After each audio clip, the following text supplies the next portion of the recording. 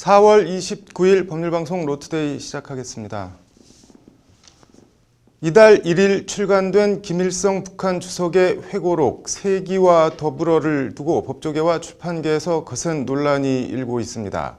현재 한 시민단체에서 출판금지 가처분을 신청한 상태인데 실정법인 국가보안법 위반과 언론 출판의 자유가 첨예하게 맞서고 있습니다. 어떻게 봐야 할까요? 왕성민 기자의 리포트 보시겠습니다. 사단법인 남북민간교류협의회 이사장 김승균 씨가 대표를 맡고 있는 출판사 민족사랑방에서 지난 1일 출간한 김일성 회고록 세기와 더불어입니다. 북한 김일성 주석의 항일투쟁을 담은 세기와 더불어는 전 8권으로 구성되어 있습니다. 북한에서는 지난 1992년부터 이른바 고난의 행군 시기였던 1998년까지 6년여에 걸쳐 출간됐습니다. 1994년 7월 8일 김일성 주석이 사망할 때까지 생전에 6권이 나왔고 사후에 조선노동당 중앙위원회가 김 주석의 유고와 사료를 모아 계승본 형식으로 7권과 8권을 내놓았습니다. 국내 출판본도 북한 원전과 똑같이 8권으로 구성됐고 책 표지도 북한본과 똑같이 백두산 천지 사진이 사용됐습니다. 회고록엔 김일성 주석의 항일투쟁 일대기와 함께 혁명하는 사람은 언제나 인민을 믿고 인민에 의거해야 한다는 등 김일성 주석의 어록과 사진, 친필 서명이 들어 있습니다. 국내에선 1980년대 후반 이후 이른바 주사파 운동권을 중심으로 해적판이 암암리에 발간되긴 했지만 정식 ISBN 출판 번호를 받은 김일성 회고록이 출간된 건 이번이 처음입니다. 그만큼 논란이 뜨거운데 당장 김일성 회고록 출판 사실이 알려지자 지난 24일 서울 서부지법에 판매 중지 가처분 신청이 접수됐습니다. 일단 김일성 회고록은 국가보안법 위반 사건과 관련해 대법원에서 지난 2011년 7월 이적 표현물에 해당한다는 법적인 평가를 받았습니다. 관련해서 가처분 신청을 낸 법치와 자유민주주의 연대 대표를 맡고 있는 도태우 변호사는 김일성 회고록이 북한에서 차지하는 위치를 감안하면 김일성 회고록의 국내 정식 출판은 여타 이른바 이적 표현물의 유통과는 차원을 달리하는 문제라고 강조합니다. 이게 이제 단순한 북한의 한 책이 출간됐다, 좀 적법한 절차가 아니게라는 정도가 아니고 김일성 회고록은 그 위상이 다른 책과 종류가 비교가 안 됩니다. 그러니까 북한 체제 자체가 유일사상 체제이기 때문에 그 경전과 같다고 볼 수 있습니다. 일단 김일성 회고록 출판이 기정사실화돼서 정당화되면 다른 이적물들의 출판과 유통을 막을 수 없게 되고 다른 북한 언론 저작물들은 이 책의 파생물에 가까운 지위고요. 그러니까 이 책이 유통되는 게 허용되면 다른 북한의 언론 저작물들을 막을 근거가 없어집니다. 저 책도 허용되었는데 2차적인 그 표현물에 해당되는 게 왜 허용이 안 되냐, 이렇게.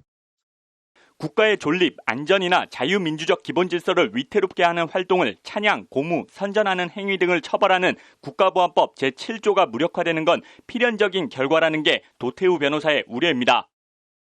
그래서 소위 다른 모든 언론 표현 저작물들의 완전한 개방으로 가는 소위 마중물 역할을 하게 됩니다. 그리고 이러한 것들을 통제하고 있는 국가보안법, 특히 7조를 완전히 국회에서 정식 폐지 절차를 밟지 않고도 사실상 무력화 폐지시키는 그런 효과. 이렇게 되면 김일성 회고록 출판 기념회나 강연회 등을 빙자해 대놓고 북한 체제를 찬양하거나 남한 체제를 비방하는 등의 활동을 벌여도 아무런 제지를 할 수 없게 된다고 도태우 변호사는 목소리를 높여 말합니다. 이게 단지 유통에 그치지 않고 이건 필연적으로 허용되면 그 설명 강연회를 한다, 독서회 토론회를 한다, 그 내용에 기반해서 공연을 한다, 이런 모든 것들을 막을 방법이 없어집니다. 원천적인 게 허용되었기 때문에. 그래서 결국 우리가 결론적으로 이게 서적 하나 출판 한 해 만회 정도의 문제가 아니라는 건데 이런 점들을 다 감안해도 언론 출판의 자유라는 헌법적 가치가 국가보안법에 우선한다는 반론도 있습니다. 그 김일성 회고록에 관한 논란이 있는데요. 저는 헌법상 그 언론 출판의 자유의 측면에서 이 책을 출판하도록 허용하는 것이 맞다고 생각합니다. 남한과 북한의 체제 경쟁은 이미 비교가 불가능할 정도로 남쪽의 승리로 끝났고 김일성 회고록에 넘어가 국가에 대한 믿음이 흔들릴 정도로 우리 체제와 국민들이 허약하지 않다는 반박입니다. 차라리 북한에서 우리 것이 유통되는 것을 경계하는 것은 충분히 이해가 가지만 김일성 회고록에 대해 출판 금지 가처분을 신청한 쪽에서 제기하는 우려는 한마디로 전부 기우라는 겁니다. 우리나라가 북한과의 사상 싸움에서 완벽하게 승리를 하고 있는 상황이고, 현재 북한에서 논란이 되고 있는 것이 남한에서의 각종 매체들, 드라마라든지 영화 이런 것들을 보는 젊은 그 북한인들에 대해서 탄압을 하고, 오히려 이런 저작물들을 공론장에서 자유롭게 토론되도록 하면 옥석도 가려질 것이고 그 정도는 진작에 허용했어도 자유민주 체제가 강화됐으면 강화됐지 아무런 문제가 없을 것이라는 게 권오운 변호사의 말입니다. 오히려 우리 쪽에서는 북한의 이러한 저작이라 하더라도 자유롭게 출판을 해서 허용하고, 그 국내에서는 이런 것들이 자유롭게 토론된다는 점을 보여준다면 오히려 북한과의 관계에서도 더 우리가 우월하다는 점을 보여줄 수 있는 그런 사례가 되지 않을까 싶습니다. 관련해서 80년대 운동권 출신인 국민의힘 하태경 의원도 지난 22일 자신의 페이스북에 김일성 회고록에 속을 사람이 어디 있냐며 높아진 국민의식을 믿고 표현의 자유를 적극 보장하자고 적었습니다.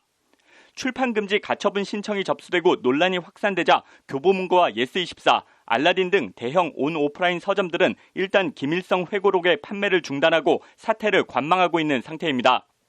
공급자인 한국출판협동조합 측도 현재 서점의 김일성 회고록 공급을 중단하고 사태를 지켜보고 있습니다. 이런 가운데 출판물의 유해성을 심사하는 간행물윤리위원회는 어제 전체 회의를 열었지만 이념성 도서는 심의 대상에 포함되지 않는다며 유권 해석을 피해갔습니다. 결국 법원의 가처분 신청 인용 여부에 따라 시판 여부가 다시 결정될 것으로 보이는데 그제 가처분 신문을 진행한 서울 서부지법은 이르면 다음 주쯤 인용 여부에 대한 결정을 내릴 것으로 알려졌습니다. 법률방송 왕성민입니다. 네, 어제 오늘 이건희 삼성 회장의 상속 재산과 상속세, 미술품 기부 등을 두고 사람들의 관심이 뜨겁습니다. 차상진 변호사의 금융과 법, 오늘은 상속세와 미술품 얘기해보겠습니다. 차 변호사님, 이건희 회장이 남긴 전체 재산 규모가 어느 정도나 되는지 알려진 게 있나요? 예, 이건희 회장이 유산에 대한 상속세 신고 납부기한은 내일까지인데요. 그 유산은 총 26조 원 정도고요. 그중 주식이 약 19조 원, 미술품이 약 3조 원, 부동산 및 예금성 자산이 약 4조 원 정도로 알려져 있습니다.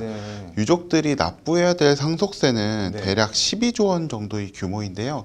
이를 5년간 6차례에 나누어 연부연납한다라고 합니다. 상속세가 12조 원 정도라고 하는데 이게 뭐 어떤 계산을 거쳐서 나온 액수인가요? 네, 상속세 과세 방법은 크게 유산세 방식과 유산 취득세 방식으로 구분이 됩니다. 유산세 방식은 상속인이 상속재산 전체를 기준으로 과세를 하고 재산을 상속받은 유가족들이 상속세에 대해서 연대 납세 의무를 지는 방식입니다. 이와 같은 방식으로 과세를 하게 되면 상속재산 규모로 세율이 결정되기 때문에 그중 내가 얼마를 상속받는지와 무관하게 세율이 결정되게 됩니다. 반면에 유산 취득세 방식은 상속인별로 상속받은 재산에 대하여 상속세를 부담하는 방식인데요. 이와 같은 경우에는 상속 재산 전체는 커도 내가 받는 금액이 작다라고 하면 세율이 낮아질 수 있습니다. 우리나라는 유산세 방식을 취하고 있어서 상속인 숫자와 무관하게 상속 재산이 크면 세율이 높아지게 됩니다. 이게 지금 천문학적인 상속세 재원 마련을 위해서 이건희 회장 소유 미술품으로 물납을 하는 방안도 고려했다는 얘기가 있는데 결과적으로 물납은 안 된 거죠? 예, 그렇습니다. 상속세의 물납에 대해서는 상속세 및 증여세법 제73조에서 규정하고 있습니다.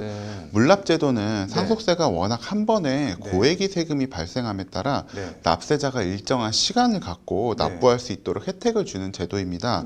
그러나 가치 변동이 심한 자산을 물납받게 되면 조세 일실이 발생할 수 있으므로 물납할 수 있는 재산에 대해서 일정한 제한을 가하고 있습니다. 상속 물납이 가능한 재산은 유가증권이나 국내 소재 부동산 등으로 한정되는데 유가증권의 경우에도 일부만 허용되는 것이 원칙입니다. 결국 현행법상 미술품의 네. 경우에는 네. 상속세 및 증여세법이 규정되어 있지 않아서 물납이 불가능합니다. 네. 이에 따라 이건희 회장이 소장하던 네. 약 3조 원 정도의 가치를 가진 것으로 추산되는 미술품이 네. 매각돼서 해외로 나가게 되는 것이 아니냐 뭐 이런 우려도 있었는데요. 네. 왜냐하면 이건희 회장이 개인적으로 소장하고 있던 미술품에는 국보나 보물 등도 있었기 때문입니다. 네. 그러나 다행히 유가족들은 네. 정선이 인환제색도를 비롯한 네. 21,600여 점은 국립박물관에 네. 그리고 이중섭이 황소 등 1,600점의 미술품은 국립현대미술관 등에 기증할 예정이라고 합니다. 네.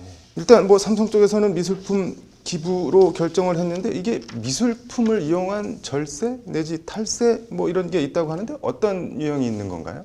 네, 미술품이 상속세 절세에도 사용됩니다. 네. 탈세냐 절세냐의 개념은 결국 위법이냐 아니냐에 따라 결정이 되는데요. 네. 조금 욕심을 부리다 보면 이제 절세가 탈세가 되기도 합니다. 네. 대표적인 유형은 최근 네. 활성화되고 있는 미술품 구독 서비스를 이용하는 경우입니다. 네. 건물이나 병원 등은 이제 실내에 이제 미술품을 게시하는 경우가 되게 대단히 많은데요. 네. 미술품의 경우에는 한번 구매를 하고 나면 네. 이것을 팔기가 사실 대단히 어렵습니다. 네. 그리고 또 다른 한편으로는 계절이나 이제 시기에 따라서 미술품을 좀 교체하고 싶은 수요가 있는 것도 사실입니다. 네. 그래서 미술품 구독 서비스는 네. 미술품을 월 일정한 비용을 지불을 하면 네. 미술품을 빌려서 게시할 수 있고 또 철이 바뀌면 그것을 또 변경할 수도 있는 서비스입니다. 네. 그 서비스 제공업체에서 근데 이렇게 하기 위해서는 네. 많은 미술품이 필요할 텐데요. 네. 이들을 모두 구매하기 어렵다 보니까 미술품 소유자들한테 서비스 네. 제공업체도 이를 빌리고 네. 이것을 고객한테 빌려준 다음에 비용을 받게 되면 그 비용 중 일부를 네. 미술품 그 소유자들한테 지급하게 됩니다. 네. 근데 이와 같은 점들을 이용해서 네. 미술품을 자녀가 취득을 하고 이를 부모라든지 아니면 관계인이 그 미술품 서비스 업체로부터 그 미술품을 빌린 다음에 구독료를 지불하는 방식으로 자녀에게 이제 사실상의 상속이라든지 증여를 하는 경우들이 있습니다. 네. 더구나 사업체를 가진 부모가 네. 이제 자녀의 미술품을 구독하게 되면 사실 이제 상속이나 증여세를 이제 줄일 수 있는 혜택도 있는 것도 있고 네. 그 외에도 부모의 경우에는 이를 사업 비용으로 처리할 수 있어서 네. 일석이조의 효과를 얻을 수 있어 많은 사람들이 하고 있습니다. 이게 기업 상속과 세금 탈세 문제 뭐 개인적으로는 어떻게 보고 계시나요? 예, 기업 상속이 필요하기도 하면서도 네. 한편으로는 탈세도 많다 보니까 네. 정책적으로 균형을 잡기가 참 어려운 분야라고 생각합니다. 네.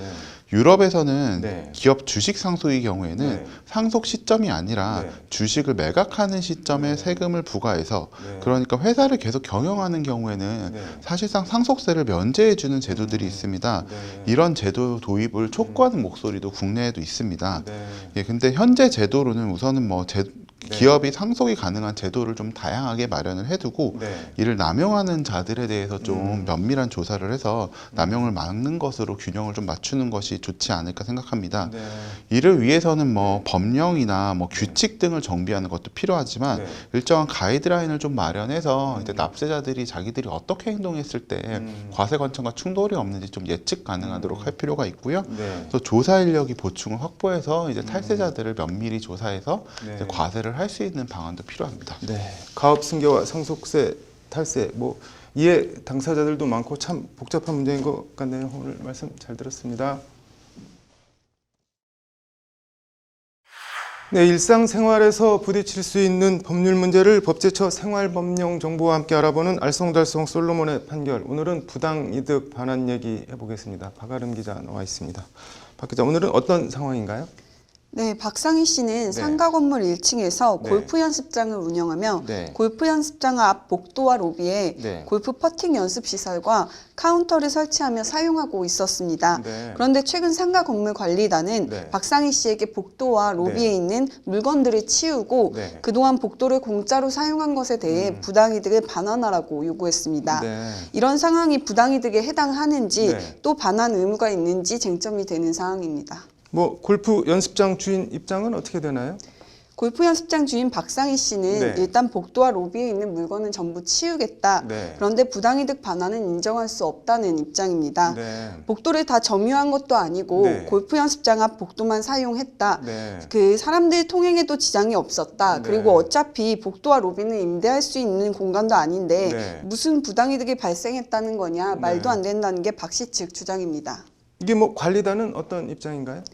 관리단은 무슨 소리냐? 복도는 복도와 로비는 공용 공간인데 네. 공용 공간을 사적으로 네. 그 혼자 사용했으니 부당이득을 취한 것이라고 반박하고 있습니다. 네. 통행에 지장이 없었다는 주장에 대해서도 네. 복도에 물건이 쌓여 있으면 네. 당연히 어떤 식으로든 통행에 네. 지장이 발생하는 걸로 봐야 한다. 이런 네. 점들을 감안하면 네. 그동안 공용 공간인 복도를 무당 사용함에 대해서 네. 부당이득을 반환해야 한다는 게 관리단 측 주장입니다. 이게 뭐 양측 주장이 팽팽한데 관련 판례 같은 건 어떻게 돼 있나요? 비슷한 논란과 분쟁이 자꾸 이어지자 네. 대법원은 지난해 5월 네. 전원합의체를 통해서 기존 네. 판례를 변경했습니다. 네. 해당 공용 부분이 구조상 이를 별개 용도로 사용하거나 네. 다른 목적으로 임대할 수 있는 대상이 아니더라도 네. 무단 점유로 인해 다른 소유자들이 해당 공용 부분을 사용 수익할 수 있는 권리가 침해됐고 네. 이는 그 자체로 민법 제741조에서 정한 손해로 볼 수 있다는 것이 대법원